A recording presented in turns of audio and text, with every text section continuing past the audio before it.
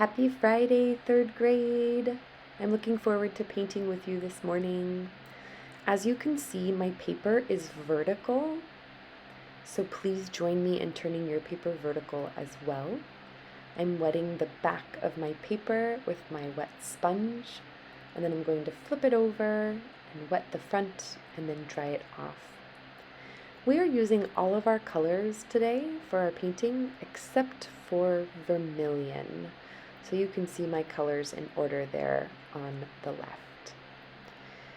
We're going to get our page all set up and begin painting, and I will start telling you a story in the middle of our painting. Happy painting, third grade!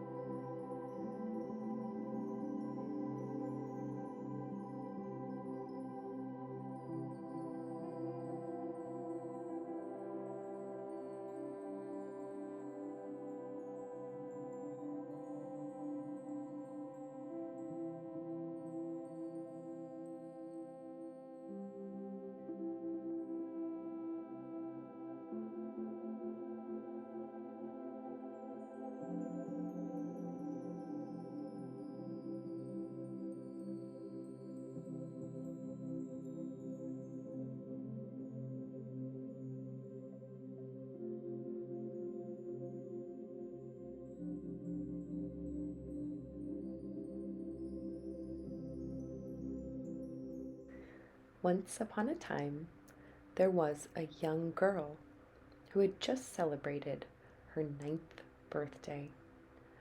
Her and her mother lived together in their very humble home. They did not have very much money. However, the young daughter could not stop spinning flax. And although this may sound like a wonderful hobby, her mother found it to be very frustrating because they did not have the money to be able to afford flax. And so this young girl spun and spun and spun and spun and could not stop. And yet there was no money for flax to be spun. The mother grew angry and impatient, and it overcame her that she just began to yell at her. Upon which the young girl began to cry loudly. Now, it just so happened that at that exact moment, the queen was driving by, and she heard the cries of the young girl. She ordered her carriage to stop, went into the house, and asked the mother why she was so upset. The mother was ashamed to reveal her daughter's problem.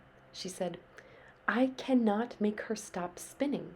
She wants to spin and spin and spin and spin on forever, and I am poor, and I cannot afford the flax." Then the queen answered, "There is nothing I like better than to hear the spinning wheel. I'm never happier than when the wheels are humming. Let your daughter come live with me in the palace. I have a ton of flax. There she can spin to her heart's content. And I will also benefit because the sound is just music to my ears." The mother, who was at her wit's end, was completely satisfied with this. And so the queen took the girl with her. Arriving at the palace, she took her upstairs to 3 rooms, which were filled from top to bottom with the world's finest flax.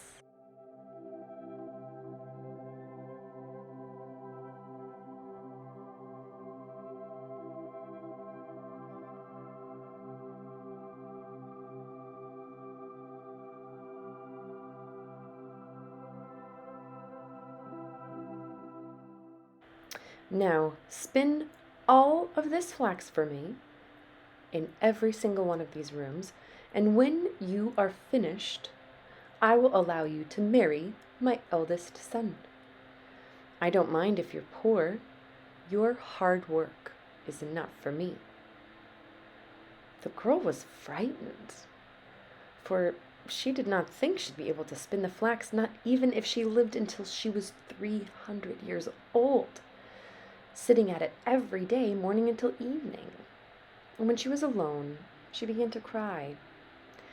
And she sat there for 3 days without moving a hand.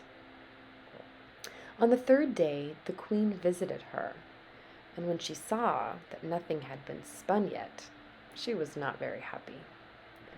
The girl excused herself by saying that because of her sorrow at being away from her mother's house, she just hadn't been able to begin.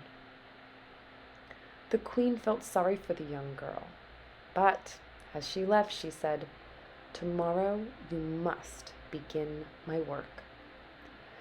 When the girl was alone again, she just didn't know what to do or where to turn for help.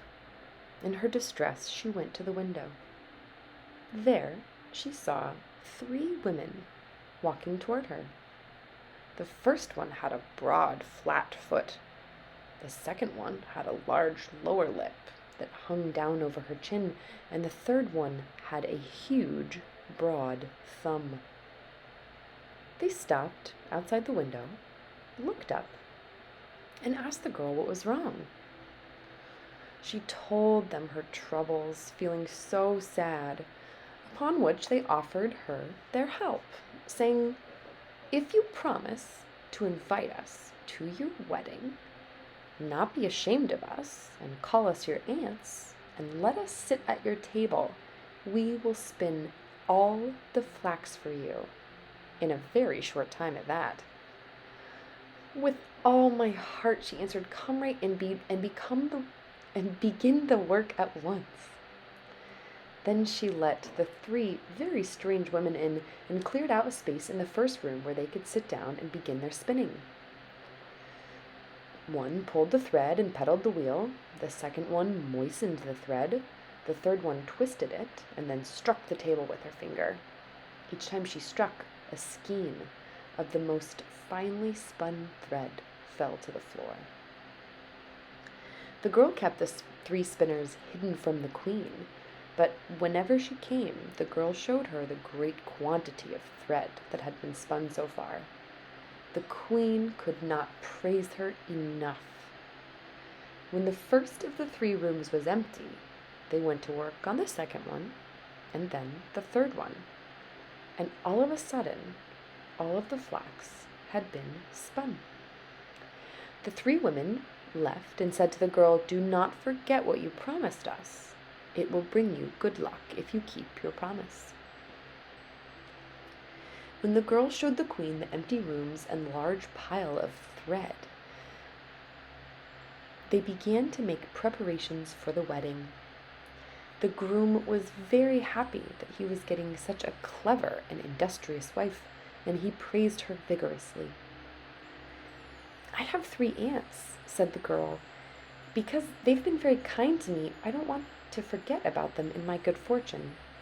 Allow me to invite them to the wedding and let them be seated next to us at the table."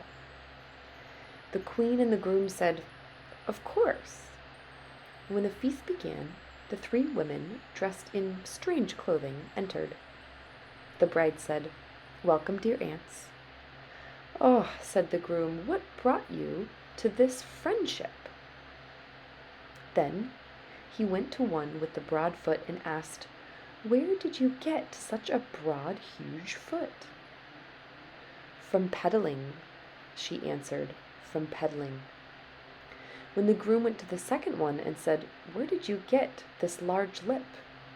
"From licking," she answered, "from licking." Then she asked the third one, "Where did you get this huge broad thumb?" "From twisting thread," she answered, "from twisting thread." This alarmed the prince, and he suddenly came to the conclusion that his beautiful bride would never again touch a spinning wheel. And with that, she was freed from flax spinning forever.